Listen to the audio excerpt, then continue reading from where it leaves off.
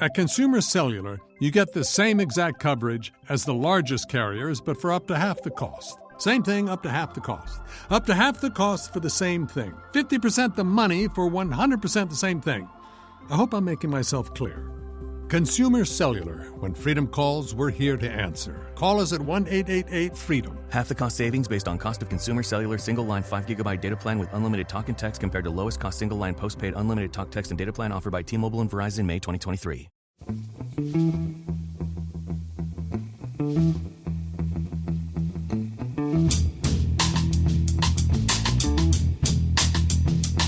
Hello and welcome to The Price of Football, the show that looks at the money behind the beautiful game with me, Kevin Day, and him, Liverpool University's Kieran Maguire. It's Questions Day, Kieran, and we start with two questions from a Kevin Day. I don't normally allow two questions from one person, but as I am technically the host of this thing, I've nodded it through. Firstly, and I know the answer to this question. I wrote the script on Friday because I was busy today. And I wrote this question thinking there'd be a comedy answer, but did you come through Storm Eunice unscathed? Not quite. At 12:37 p.m. precisely on Friday, everything went out, including the local telephone mast. So we were scrabbling around, and it then was quite unpleasant for a couple of days. And we were told that we weren't getting any power back until Tuesday. So I was busy organising my sock drawer because there's no television to watch. And at about 5:30, whilst I'm wearing a Davy lamp on my head to organise my socks, all the lights came on and we got very, very giddy. So yes, we're able to record, which is fantastic news. Yes, because I was literally about to record an apology saying there's no pod this week, and I was going to be hilarious about the fact that the Baroness had to have warm champagne, and you had to have cold cheese. You had to have cold cheese and Guinness soup. But if you will live in the Badlands of Sussex, Kieran, then this sort of thing is going to happen to you. So we were relatively fine. The only thing I learned from Storm Eunice is that Smudge, the cat, needs to lose a bit of weight because while fencing, trees, squirrels, tiles and bricks was swirling all over the place, she was sitting happily in the garden, licking her paws. It turns out the only two immovable things in my street were the cat and my bottle bin. That wasn't going anywhere either. So, the second question, Kieran, is a serious one. Several Derby fans have made reference on social media to a mid-season change of rules by the EFL with regard to FFP, which might be adversely affecting Derby. Do you know what that is? Well, what happened was there has been an emergency general meeting at the EFL where they have decided to continue with effectively an additional COVID allowance when doing the profitability and sustainability calculations for 2021-22. So it looks as if clubs are going to be allowed to claim around about £2.5 million in respect of lost match day revenue and stroke or additional costs incurred as a result of COVID. Now, I think the Derby fans, from reading this, seem to think that if you take a look at the press release from the EFL, it also spoke about £5 million worth of allowances for 2019-20 and 2020-21. The press release did come across as a little bit ambiguous, right. But having gone back and looked at the EFL handbook, the clubs did agree these rules in those previous seasons, or to affect those previous seasons. I think that the Derby fans felt that they were perhaps getting a bit of a hard deal on this, because in addition to the 12-point penalty for going into administration, the EFL and the administrators agreed a 9-point further deduction. And with the fantastic form that Derby have been showing recently, that 9 points that additional 9 points could be the difference between staying up and not going up. I think that's what Pete has aggrieved some of the Derby fans. But looking at the agreement between the EFL and the administrators, effectively they said instead of going through Derby's expenses on a forensic basis, on a line-by-line basis, what we will do is accept that there had been an overspend, and we will just agree for the 2 or 3 years which that could have impacted an overall 9-point deduction. Now, it could have been a bigger points deduction, or it could have been a lower points deduction if they had the time to investigate to a much greater degree. But when that decision was made, the administrators were anxious to get a definitive agreement with the EFL to be able to go to a prospective owner, to a preferred bidder, and say, this is what you are buying. Derby County with a 21-point deduction as opposed to a 12 plus 8 or a 12 plus 12 or a 12 plus 15. So it was a compromise deal. I can understand the frustration from the Derby County point of view. It's a shame that the club we're still in this preferred bidder status because it's not yet been announced. So far down the road. Yeah, it is very easy to understand Derby fans' frustration. Of course, it is, because they're looking for somebody to blame. It doesn't help the EFL. We have approached them, and they, again, understandably, say that we can't talk about this situation specifically while the case is going on, administration is going on. It doesn't help that Mel Morris is blaming the EFL amongst many other people, but as you say, it was quite ambiguous, that EFL statement. It would be quite nice if the EFL could find a way of unequivocally pointing out to Derby fans that there is no vendetta against their club. There's no animus against Derby County, but they're kind of... and there isn't. I mean, we have had some conversations, and I think the EFL are between the devil and the deep blue sea, because this was an emergency general meeting, and this additional £2.5 million allowance was agreed. And when people talk about the EFL, they assume that it's Rick Parry and Trevor Birch sitting in a hollowed-out volcano making the rules, and that's simply not the case. It is the members of the EFL themselves that vote through these decisions, and you've got to have a 2/3 majority. So at least 16 clubs out of the 24 in the Championship agreed to these rules. Now, it could be that the Derby County administrators have agreed to these rules as well. Yeah, we don't know the individual votes, but I would imagine it would have been a fairly comprehensive vote in favour. Our first question, Kieran, comes from Ian Sherman. It's a question I like.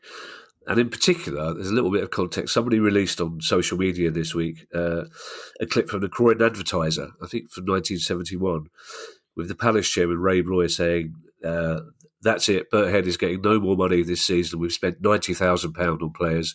It's ridiculous. What's going on? It's got to stop. The Ian Sherman's question is, as transfer price inflation has accelerated over the last 20 years, I was wondering the following. How far down the top clubs do you have to go before their recent historical spending matches the spending of all the other 72 non-Premier League clubs combined? Would just one club alone match it, or will it take 2 or 3 of the top 6 before you get there? Right.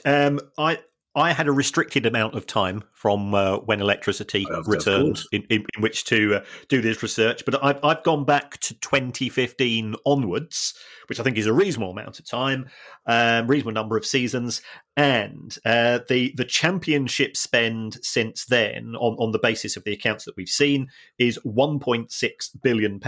Now, to contextualise that in the case of the Premier League, if you take any two of Chelsea, Manchester United, Manchester City, Liverpool and Arsenal, they would easily cover the whole spend of the clubs in the Championship, League One and League Two together. So 2 clubs in the Premier League equals more than the spending of 72 clubs in the EFL. And some people seem to think that perhaps that's not particularly good, particularly sustainable, and some form of redistribution of wealth and success is necessary. Yes, like that Maoist Tracy Crouch. Debashis Sikdar is a regular listener to our pod, and he has a slightly complicated question, not as complicated as a question coming up about buying houses in Preston. This is a little spoiler alert for you. But Debashis says the Harry Kane saga in the summer made me wonder how realistic it is for players to buy themselves out of their contract. Assuming Kane was on £15 million a year, he would have had to fork out £45 million to buy out the rest of his contract at Spurs, but would have been in for a massive payday from City, who would have been willing to dish out $100 million to Spurs. That's Debashis' emphasis on massive, by the way, not mine. And I like the way Debashis uses fork out and dish out to avoid saying pay all the time. It's good work. Could he have paid Spurs contract fee and then maybe earn it back as a signing on fee from City? So instead of paying £100 million to Spurs, they could have given him the £45 million and massive wages. If that was a clause in Harry Kane's contract, then yes, that would have been the case. He would have been able to buy himself out of the contract by paying up the remaining wages. However, such clauses are not common in English football. There are suggestions that when players reach the age of 28 that you might be able to do that, but it's not yet been finalised. I know when we look at Spanish transfers, what normally happens is that the player has to pay the club from which he is presently employed the transfer fee, and then has to recoup it from the next club down the line, which has always seemed a bit strange to me, but it's never been an issue. So unfortunately, unless Harry Kane's representatives had ensured that such a clause was in his contract, he wouldn't have been able to do that. And knowing what a skilled negotiator Daniel Levy is, he's very very much into the attention to detail.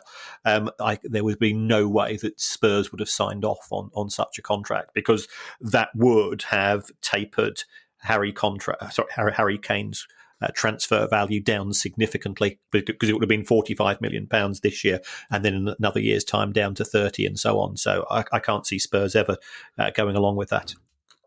Our next question comes from Greg Stock. Greg is an Exeter City fan, and he points out that it's a club run by a supporters' trust. And Greg says, what's the fundamental difference between private and supporter ownership, and the advantages and disadvantages? Now, we do discuss supporters' trust quite a lot, Kieran, but I'm happy to have a small refresher course on the basics here for some of our newer listeners. Okay, I mean, there are quite a few clubs, both in England and Scotland, that are subject to ownership by the supporters' trusts. I would summarise it as follows. The advantages of private ownership is that if the owner is wealthy, then the owner, he or she or it, if it's some form of corporation, can easily provide funding and liquidity very rapidly to allow that club to accelerate its way through the divisions and achieve success. So we've seen the impact of private ownership at Chelsea and Manchester City, and the trophies that's delivered, and that's fine, provided the owner continues to have interest in the football club, continues to have personal circumstances which allows them to fund that club, and continues in good health. We saw, we were talking about Preston recently, and Trevor Hemmings, and he sadly passed away. And there's been issues as far as Bolton Wanderers, when their owner Eddie Davis was poorly in health and decided to relinquish control of the club. What happens? And this is one of the issues which has actually been discussed at length in Tracy Crouch's report, and I think she puts it very succinctly. There are far too many football clubs who are one bad owner or one ill owner away from potential extinction, and this is something which I think the private route does have both pluses and minuses.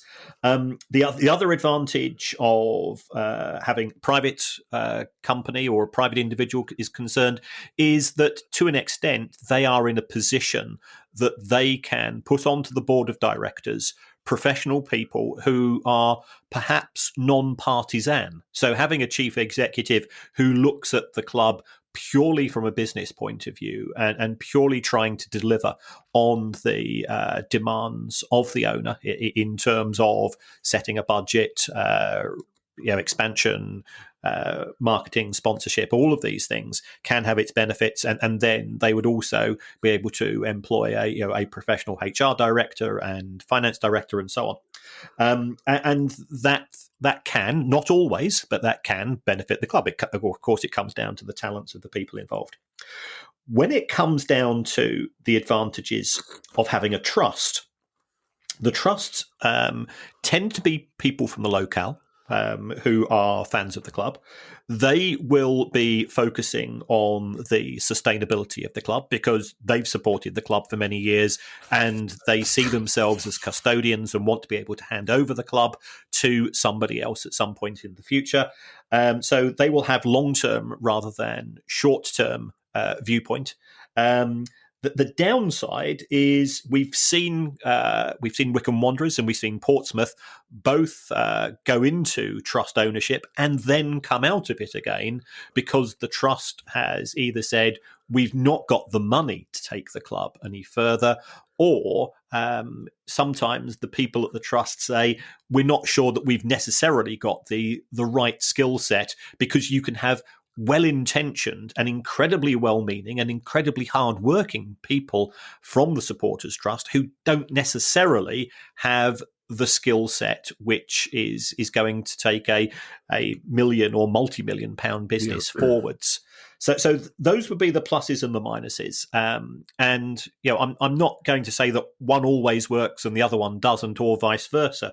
It does come down to personal circumstances. Some of the Supporters Trust-owned clubs are absolutely magnificent in what they've achieved, and some of the privately owned clubs, especially those clubs where the owners see themselves as the custodians, and we've spoken to the people at Lincoln and Tranmere and Accrington and so on, who very much have that perspective. Potentially sort of have the best of both worlds. Speaking of Accrington, Kieran, it's quite possible that might be our second live gig. Negotiations are, I believe, taking place at a high level between Producer Guy and the Accrington version of Producer Guy, which might also be Producer Guy, knowing Producer Guy. But yes, there's our first one at Wimbledon. Is sold out, essentially. There may be one or two spares still left if you want to apply for tickets. But yes, hopefully we'll be heading to Accrington, and then we're thinking about Plymouth, I believe. And possibly this next city. John Lindsay is a Liverpool fan living in Northern Ireland, Belfast, I believe. And John says, I find it hard enough to get tickets a few times a year for Liverpool games, never mind weekly. Luckily, most Liverpool games are televised, but 3 p.m. kickoffs are never shown on TV here, although they are in the Republic of Ireland. Surely there can be no financial loss from showing them here too. Now, I'm almost tempted to say, Kieran, we should start the answer to this question 900 years ago and work our way through to the partition and the various reasons why there are two separate entities on that island. But I think we're above that, Kieran. We could just answer the question. And just John Lizzie can thank your lucky stars. I didn't mention this to Ed because the whole world would be getting a 45-minute lecture, potted Irish history from a young man who's an eighth Irish, but very proud of it. Right. Well, in answer to John's question, and actually, we potentially will be. We have been asked to appear in Merseyside and Belfast. So indeed, actually, two elements of his connections are included there. The issue is under under UK law, there is a 3 p.m. blackout. Yeah, still. For Yeah. domestic fixtures. And I think that's also the case in some other countries in Europe as well, as far as the domestic game is concerned. And the reason for this is that if there were Premier League matches or EFL matches being broadcast live at 3 p.m., could that have a detrimental impact upon attendances at other Premier League and EFL matches? Now, we've seen the impact of the Champions League, for example, on Tuesdays and Wednesday nights when there are EFL matches taking place. And if you compare the average attendance at those matches to Saturday attendances, they are lower, but there could be other factors involved. It's difficult to attend, especially from away fans' point of view. It could be a school night, making it more difficult for children to attend. But there is, as present, there is a blackout rule, and that affects both all of the domestic parts of the UK. So, therefore, what do we have in the Republic of Ireland? Well, in the Republic, you are able to access Sky in terms of their share of matches, BT and Amazon. And between them, they have 200 matches. But in addition, in Ireland, there is something called Premier Sports. And Premier Sports, I think it's an offshoot of Sky, and they have a further 50 matches which are made available, and those include the 3 p.m. Saturday matches. So, for example, Liverpool's match against Norwich, which took place this weekend or the last weekend on Saturday, that did appear on Premier Sports, and you have to pay an additional subscription for that. So I can understand John's frustration, but I think if Northern Ireland was given a separate deal, that would cause some political issues. Because it will be deemed to be treated as a separate entity, and I don't particularly want to open that particular Pandora's box from a political perspective, because I get enough corrections and advice on Twitter as it is. Yeah, well, the trouble is with that Pandora's box is you open it and there's a can of worms inside it, and that's which is, as you say. I'll go and talk to Ed about it later on. And I'll come back to you tomorrow morning after he's put me right. Our next question comes from Adam K, and it's about a concept I didn't know was actually allowed. Adam says, in the summer, Macclesfield FC signed Jacob Hansen on a dual registration with FC United of Manchester. How does that work, and what are the pros and cons? Well, I wasn't aware of it either. So thanks very much for Adam for bringing it to our attention. The issue of dual registration, it only applies, A, if you are a non-league player, and B, if you are a non-contract player. So what is a non-contract player? A non-contract player is an individual who is not paid a set amount per week. So therefore, he's likely to be given a match fee in the matches in which he is picked, and not given a match fee or not given expenses for the remainder. So his registration is held by a parent club. And what the parent club will say is, we still want this young player to be given access to as much football as possible. But if we're honest, he's only going to be a fringe player with us. So, right. if he's a left back, he's going to be our second or third choice. Therefore, he's not going to be getting 30 or 40 games a season. If if people want to play football, and I can assure you, as a former left back, being the third choice left back really isn't a lot of fun. On Sunday mornings when and I was very good at cutting out oranges as well. Yeah, that was the one skill I learned, but it was still sort of you ended up running the line or having to go and sort of look after 12 tracksuits. So in respect of slightly higher up than the Manchester Chartered Accountants Sunday League Division 2,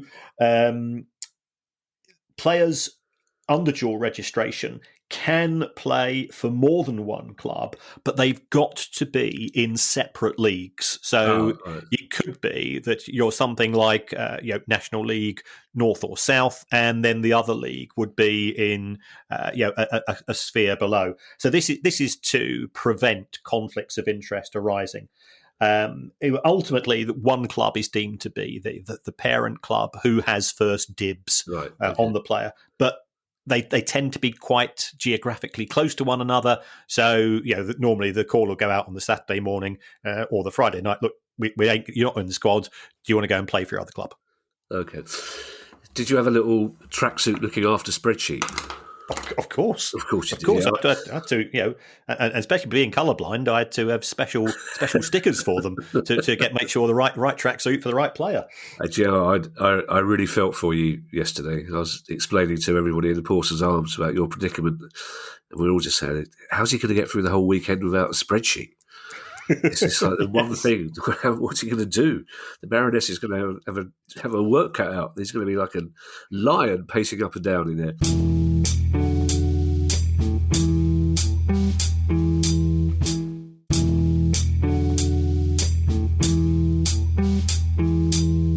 Rob Langham has our next question, and Rob Langham says, I've heard it suggested on 2 different podcasts recently, don't worry Rob, we still love you, that a value of as much as £1 million can be afforded to a single goal scored in the Premier League. So for example, Damari Gray, by scoring twice in the early stages of his move to Everton, could be said to have already paid back a substantial proportion of his transfer fee. Is this, Rob says, this figure simply plucked from midair, or is there any truth to it? Well, let's find out, because I don't know about the other pods you listen to, Rob, but on this pod, I promise you, there is no plucking.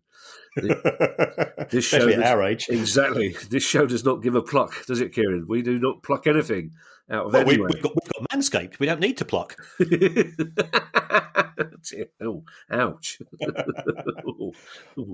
Anyhow, back to Rob's question. In the Premier League, there is something called a merit payment, and the merit payment is linked to a club's final position in the table. Now, the merit payment for 2020-21 was £2.2 million. So if you finished 17th instead of 16th, you got an extra £2.2 million. So therefore, scoring one goal could be the difference between 2 positions. And in fact, if I took a look at last season's Premier League, and Newcastle finished 12th and Southampton finished 15th, and there was only 2 points between them.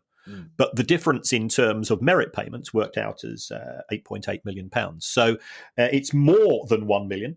And it could be argued that if you score the goal, which is the difference between finishing 4th and 5th in the Premier League, and therefore qualifying for the Champions League and not the Champions League, that is worth in the region of up to £100 million if you have a successful season in the Champions League.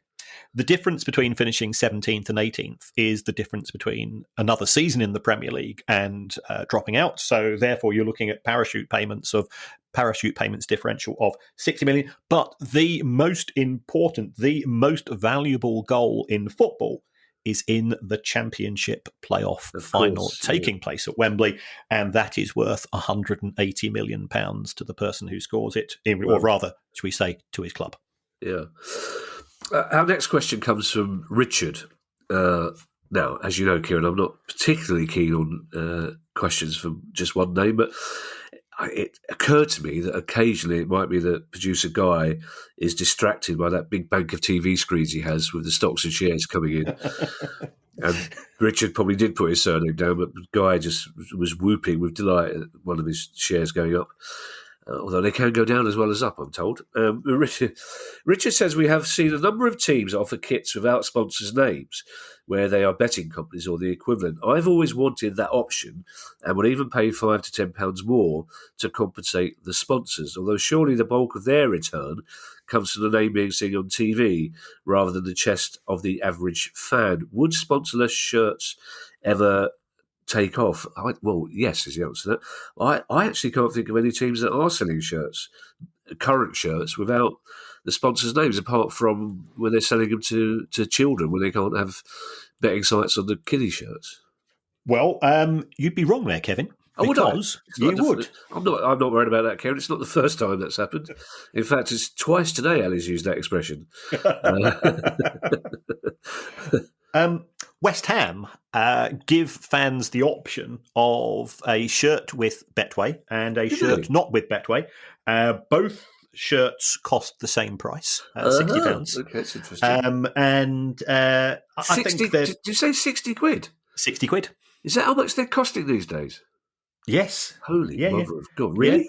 Yeah, just wait. If you're looking for a Liverpool or Manchester United shirt, you're not going to get much change out of 70. Yeah, they're even more expensive, I believe. Kieran, you Brighton fans may be shameless enough to look for a Liverpool or Man United shirt, but of course I'm not looking for a Liverpool or Man United shirt.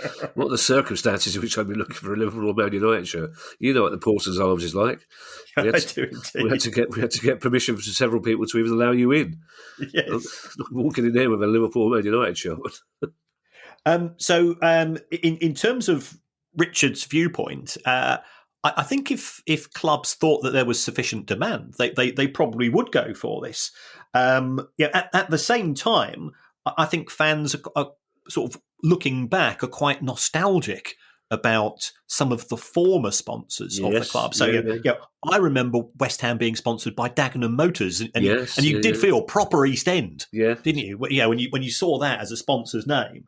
I think when the sponsors were first available, the perception was the fans wanted something as authentic as they could possibly get, and therefore the sponsors' names were included. He's absolutely right that from a marketing point of view, it makes zero difference as far as the sponsors are concerned. They are looking for eyeballs for their product, and eyeballs come in the form of TV audiences, both domestically and around the world, not from some sweaty arse bloke on a tube train with a kebab dribbling down his shirt. That's not going to make you want to buy a product of the sponsor, is it?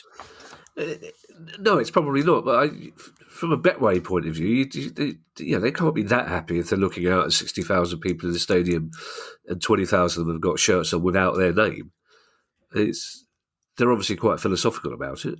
I think it allows Betway to go forward and say, look, we know that there is an issue as far as gambling is concerned, right? Okay, and therefore we can take the moral high ground on this by giving people the option, and we're magnanimous enough to say have it with or without. Yeah, Thomas Keane has another question that we're often asked, and again, it's one of those where I'm happy to go back and do a refresher course. Thomas Keane's question is related to the split between men and women's football teams when they're under the same owner, such as Liverpool. How does FFP work in that situation? Are they counted as one entity?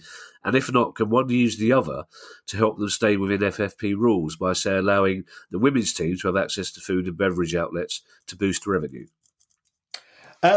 In terms of financial fair play, or they prefer to call it profitability and sustainability. Nobody does that. Nobody does that. It's a bit like other new phrases which we've never got round to adopting. Under both the Premier League and UEFA and EFL rules, any losses incurred by the women's team are excluded, or any costs incurred by the women's team are excluded from the overall calculation of FFP. So, putting through catering sales into the women's team or the men's team wouldn't actually make a lot of difference, because you can't end up double counting from them. In terms of the WSL itself, I think in the women's game, and I have been, in fact, as when Storm Eustace came through at 12:37 p.m. the other day, I was in the middle. I was in the middle of a call with some people from the women's game about some finance issues. There is a concern that they want sustainability within the game. Clearly, we've spoken about what happened at Coventry United and how it was literally minutes to midnight as far as the existence of the club was concerned. And there is a concern that they don't want to go down that particular route. So there is a different form of financial fair play in existence in the form of a wage cap, where the wages are budgeted to be no more than 40% of the overall income budget, and that includes sponsorship money and other types of injections, which might seem quite low. If we think that clubs in the EFL Championship on average are spending £107 for every £100 worth of income, but that's not particularly sustainable either. I think what's really interesting as far as the wage cap in the WSL is concerned is that if you have players, and the average salary for a WSL player is, I was told, was around about 27 grand, but the top players are on a significant multiple of that. Because they are keen to attract players into the game, what happens is that if you can have a package which includes things such as university education. I've taught people from the WSL on master's courses, for example. So those courses, if paid for by the club, wouldn't be included as part of their remuneration package for FFP purposes. If one of the female players is involved in community schemes or has a broader role at the club, you can make adjustments for that as well. So I think they are trying to be very progressive, very measured, very inclusive, and also to acknowledge that just as in the men's game, it is a limited career in terms of the number of years, and to give people the opportunity to develop other parts of their skill set, which can be used in a post-football career environment. You said Storm Eustace, Kieran. I'm just checking that you meant Storm Eunice, or whether in fact you had a posher Storm down in Sussex than the rest of us had, which wouldn't surprise me at all. Basically, we've got Storm Franklin on the way. I think it's already here. No, is it? Storm Franklin sounds quite nice, doesn't it? But our next question comes from Nick Pooley. This is our penultimate question before we start playing Lancashire-based Monopoly. Nick Pooley, I'm sure, you know, it's one of those names. I'm sure I know Nick Pooley, but I can't for the life of me remember. I'm worried that it might be my brother-in-law, and I've forgotten his name. I just can't think. It just sounds like I'm sure I know a Nick Pooley somewhere or other, or I've been sued by him. I don't know. But anyway, Nick Pooley's question is an interesting one, because Nick says in 2022-23, FIFA, I beg your pardon, FIFA are introducing new reforms on the number of loan players one team can have to stop teams stockpiling talent, brackets Chelsea, Wolves, etc., where teams can only loan out 8 players over the age of 22 and 6 the season after.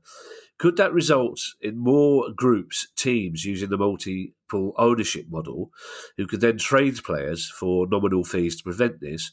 Or could it heighten the calls for B teams in English football, as Celtic and Rangers are trialling in Scotland? Yeah, I think this is a cracking observation here from Nick. FIFA deserve, in principle, some credit for what they are doing here. There is a danger of factory farming of talent, and that's not good for the game. The lack of competitiveness in too many domestic leagues is evidence of that. These rules initially are only going to be in respect of international deals, so you could still have lots of players going out on loans domestically, but FIFA are putting pressure on individual football associations to bring this in on a domestic level by 2025. So, the writing is on the wall. But I mean, again, as Nick correctly identifies, if the player is younger than 22, it would be excluded. Also, if the players are club trained, so if you've had a player who's you brought through the academy and he's now 22 or 23, he wouldn't count as well. But it does stop those clubs for whom we say have tried to accelerate success historically, have bought 20 players on a fairly random basis, 10 of them turn out to be good and 10 of them turn out to be turkeys, and you just go and loan them out on a regular basis because nobody's prepared to take them off your hands because you're paying them crazy wages. So that is a positive. In terms of way of circumventing the system, he's absolutely right. The multi-club ownership model is a vehicle through which this could be avoided, because you just sell them. You sell them for £1,000 to another club, and then you've got a buyback option should the player. So yeah, that is certainly one way of circumventing the rules. B teams, I think B teams are something that the big clubs would like. I mean, this was part of Project Big Picture in effect, but I think they would struggle to push that through. I think they would try to sell it on the case of you could be seeing somebody who'll be a Manchester United regular in 3 or 4 years, but if I was a Crew fan, I'd much rather be a Crew fan than having to go along to Gresty Road to watch Manchester United B, because it's just not part of culture, history, heritage, all the things which we tend to fall back on in terms of football fans' identity. So what's happened in Scotland is that the B teams have become new teams who are playing and have been added into, I think, the individual leagues rather than replacing individual clubs or effectively taking the name of those clubs. Well, of course, in days gone by, you would happily go and see your reserve team play if you could. Yes. I really miss reserve team. Funny enough, the loan system, we're recording this on Sunday night, quite late on Sunday night, because you've only just got your power back. I imagine it'd be sometime before that. I like the fact you tweeted about the fact that your wine cooler was offline, which I presume you meant your fridge. No. Oh, no. Oh, okay. You got good. I've not got one, clearly, but well, you haven't. Yeah, were you having to pound your own quinoa by hand? That's yes, I know. The loan system was something that we discussed at length yesterday, before, during, and after the game, because obviously the likes of Chelsea, Man United, and Liverpool very, very, very rarely will get a player in on loan. But of course, our best player was out. Our player of the season so far, Conor Gallagher, couldn't play against Chelsea because that's his parent club, and that's a frustration. It's some teams are two players down in big games already at the start of it doesn't. It distorts competitiveness as well. It does, yes. Sorry, Ken. Yeah, go on. I'm just saying it does, and you were going to explain why, and I've ruined it. But go on. Well, I remember it was about 4 or 5 seasons ago. I think Chelsea had at least a dozen players out on loan at other, I think, Premier League clubs. And this meant that when Chelsea were playing against those clubs, clearly those sides were going to be weakened. Of course, yeah. And it could, and therefore it could be argued that gave them a competitive advantage in terms of A, winning the Premier League, and B, qualifying for the Champions League. So that it's certainly an area which needs careful scrutiny. It does. I mean, we Palace have obviously got a good relationship with Chelsea because we've had some good players from them, like Loftus-Cheek, for example. But again, we're not competing with them for Champions League places, but it helps the teams around us who are in the relegation battle. It helps them that we can't play our best player 2 games a season. Anyway, our final question has been hinted at for most of the pod. It comes from Johnny Summer. Johnny says, I have a scenario. Brackets, stick with me, Kevin. It's all right, Johnny, you're fine. I like scenarios. It's facts I struggle with. So Johnny's scenario is this. I win the Euro Millions. This is Johnny, not me, by the way. If I win the Euro Millions, I wouldn't be doing what Johnny's going to do with it. I wouldn't be doing this pod for a start. I win the Euro Millions and I buy 1,000 houses at £100,000 each, then rent them out for £500 a month. And then there's more brackets where Johnny says, yes, that is how much houses cost up north. And then Johnny says, I then buy my club, Preston North End. I like the sound of that. The Johnny Summer Stadium. That's good. Would it then be possible to sign all those properties over to the club so that PNE own them and the 500,000 extra profit a month goes back into the club? They spend loads more on players and wages and finally get into the Premier League. I then sell the club and get most of my money back on properties as a new owner would be purchasing them as well. Would that work? Probably not, Johnny, but whatever gets you to sleep at night. it's just one of those questions. It's why I like football fans so much. It's just one of those questions that there's been a discussion in a pub in Preston somewhere. Yes. Before or after a game, we go, I tell you what, if I win, I'll buy all these houses. And one of his mates goes, that's a great idea. Why has nobody done that before? And the rest of his mates go, that's just not. So I don't know. Maybe his one mate is right that I've just made up. I don't know. Right. Well, first of all, Johnny, congratulations on having a fantastic name. It's a great name, isn't it? Johnny Summer. I feel that I checked Starship Troopers, which is one of my favourite movies of all time, because it sounded like one of the people in Starship Troopers. Sadly, wasn't involved. But I went to the EFL regulations, and can I just point out, Kieran, as well? A Johnny Summer is something that every teenage boy should have at least once, isn't it? It's a brilliant name, Johnny Summer. John Summer, not so good. Johnny Summer, great. Anyway, back to the EFL regulations. Yes, so EFL regulations, Appendix A, page 118 of the EFL handbook. So even though I was in lockdown, I was still going through my handbook with my Davy lamp on, just in case we managed to actually record the show. And I came across something called relevant turnover. So for FFP purposes, relevant turnover is the income which is included in your profitability and sustainability calculations. And it specifically does allow stadium rental. So if we take the case of MK Dons, they've got a hotel there which is built into the stadium, and if you think about Bolton Wanderers, they've got a stadium they've got a hotel which is effectively on site. So those probably would both be allowed. Now, when it comes to other income, which would be rental of nature, according to the EFL handbook, that would be dealt with on a case-by-case handbook. My understanding is that the EFL is likely to take a dim view, because the purpose of Preston North End is to be, first and foremost, a football club. And if you've got this number of properties being rented out, it would be, first and foremost, a property development company, and therefore wouldn't be allowed. And I think a good analogy here would be looking at Stoke City, because Stoke City are actually a subsidiary of Bet365.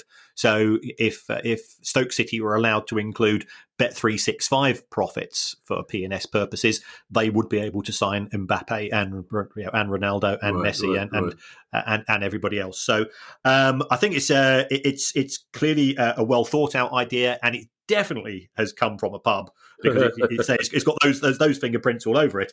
But I'm afraid, Johnny, I think it's highly unlikely that it would be allowed. But we have seen, Kieran, in the past, we saw Liverpool buying up properties around Anfield as they became available to facilitate building the new stand more easily. Steve Parish has talked about possibly having to make offers on one or two houses around Selhurst Park to make building our new stand possible, though it seems far away. So how would that work then? How would those clubs put those costs down? I think because obviously they're spending quite a lot of money on properties around the grounds. Yep. As far as the cost of the properties were concerned, those would be deemed to be infrastructure costs, and as such would be exempt from FFP. If let's say that the stadium was going to be built in 2025 and you've bought half a dozen properties in 2022, I suspect the rental income would be allowed, because it could be directly linked to a big infrastructure project of the club itself. Although, the lawyers and accountants and other bigwigs would be going through the rule with a fine-tooth comb. Of course. Always good to end the pod on a fine-tooth comb. Thank you very much for listening. If you'd like to make a small contribution to our always free-to-air podcast, and I people have asked me recently why I keep saying always free to air. It's because it annoys producer Guy, basically, because apparently we could make a lot more money by charging you all £1 to listen. But we won't do that. But if you would like to make a small contribution, then you can do it by going to patreon.com/priceoffootball. If you have a question for any of our future questions pod, it's questions@priceoffootball.com, although please bear with us, we do have quite a long backlog of questions to get through. In the meantime, I will hand you over to Mr. Kieran Maguire for his customary very well, and I can't tell you how happy I am that I'm able to say that, because I really wasn't looking forward to introducing a pod by saying, "I'm Kerry Day, we have no pod." It's lovely to do it, Kieran. Yes, it is. Well, as always, thank you for the engagement. Thank you for the feedback that you give to us. We do try to take on board your comments. If you want to support the show, Patreon is one vehicle for as little as £1 a month. Clearly, also thank you very much for those people that have bought tickets for the live show. Although, again, with our slightly let's not be very commercial approach taken by both Kevin and myself, we've decided to give away all the profits to the Save the Rochdale Fund, because it's more important than us, and I think we will acknowledge that. But there's another way that you can support the show, and that's by going on to that Apple icon, the Apple Podcast app or Spotify app or whoever you use, and giving us a review, because using the algorithms of those huge organisations, it helps us in the charts, and it helps us to have credibility when trying to get sponsors, and also with trying to persuade guests to come on the show. And we've got some cracking guests lined up, by the way. So it doesn't matter what you say. So if you give us 5 stars, apparently that's the important thing. You could say you'd rather the show was presented by Eric Idle and Dame Helen Mirren, because you felt it would be more down with the kids than the 2 old geezers that are doing it at present.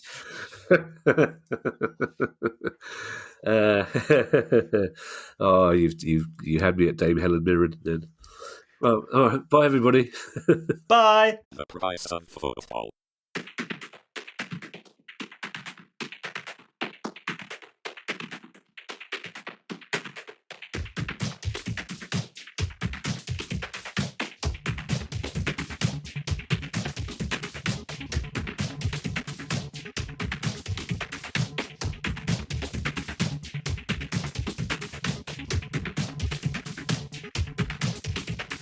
The price of football.